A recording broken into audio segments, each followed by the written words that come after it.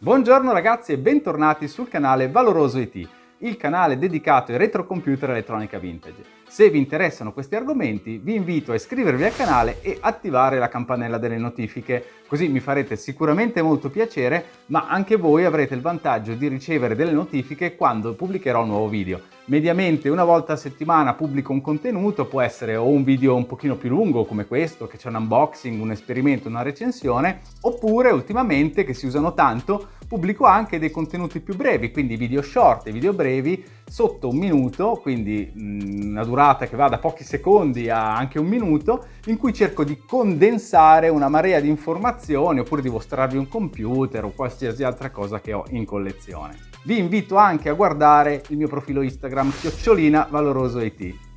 Che cosa abbiamo qua dentro?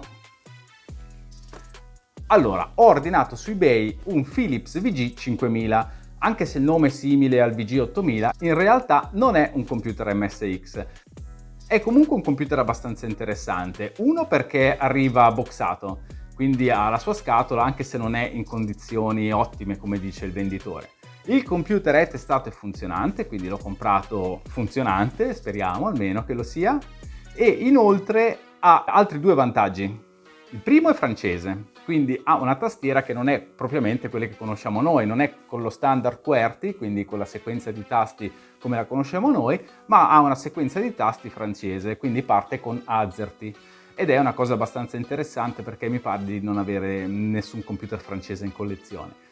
Un'altra cosa interessante, per questo che poi ho fatto l'ordine di questo computer, avevo partecipato all'asta e per fortuna l'ho vinta, è che questo computer ha l'alimentatore VU0022 che è compatibile con il Philips VG8010 che avevo acquistato, ve l'avevo già anche fatto vedere nei video, che non aveva l'alimentatore. Vi ricordate come ho fatto a alimentarlo quel computer? Che dovevo prendere coccodrilli, infilarli all'interno del connettore, poi usare l'alimentatore dell'Amiga.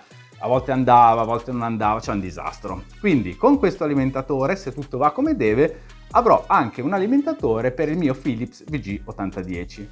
Bene, oggi facciamo l'unboxing di questo pacco, vediamo cosa c'è dentro, vediamo se veramente tutto nelle condizioni come ha dichiarato il venditore, però non lo proviamo oggi, lo proveremo in un altro video. Il pacco esternamente si presenta molto bene, innanzitutto è rigido, non è come quei pacchi che mi arrivano mosci in cui escono pezzi, ci sono buchi eccetera, è bello rigido. È di una dimensione abbastanza generosa per cui mi posso aspettare che all'interno l'imballaggio sia fatto anche bene. C'è una scritta che non capisco perché c'è scritto Philips 3800. In realtà dovrebbe essere Philips 5000, però insomma dai, adesso non è che dobbiamo stare proprio a guardare il pelo nell'uovo. Cominciamo a aprire il pacco e vediamo che cosa c'è dentro.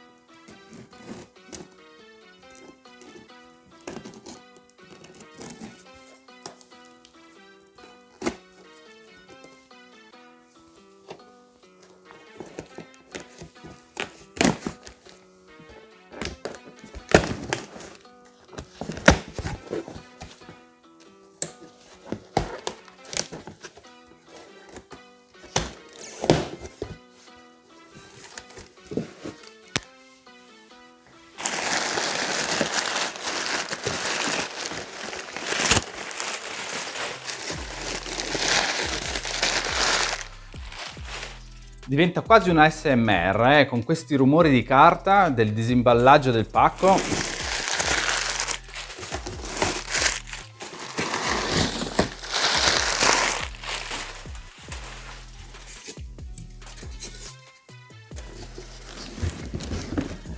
Ed eccola qua la scatola.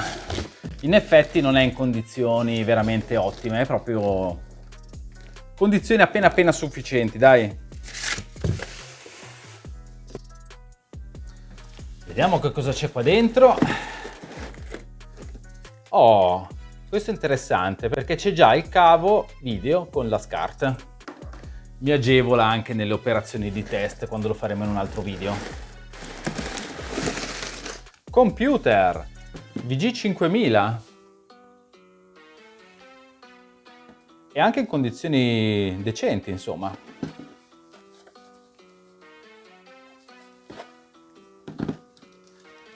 Bello, mi piace. Altro materiale da imballaggio. Ah, sentite che rumore.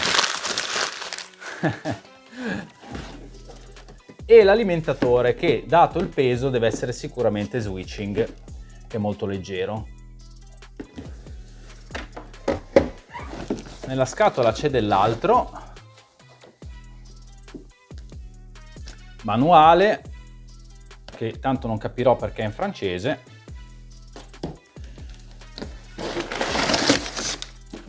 E direi basta.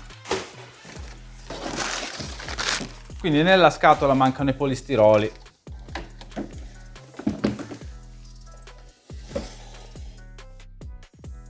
Ed eccolo qua il lotto, l'ho appena spolverato e riordinato. Il computer Philips VG5000. L'alimentatore che tanto mi interessa, Philips VU0022. Il manuale inutile perché io non lo capirò, del computer VG5000, il cavo video, che quindi da video va a scarto del televisore, e la scatola in condizioni pietose, discrete, decidete voi. Però io non è che sono tanto fanatico delle scatole. Certo che se il computer è boxato fa piacere a tutti ovviamente, però a me quello che interessa è principalmente avere l'hardware possibilmente funzionante, però in questo caso dovrebbe esserlo. Dai ragazzi, ci vediamo al prossimo video in cui lo proverò anche le tensioni di alimentazione e così vediamo se funziona il computer. A presto, mi raccomando, se vi è piaciuto il video lasciate il like, iscrivetevi al canale, attivate la campanella delle notifiche. Ciao ciao!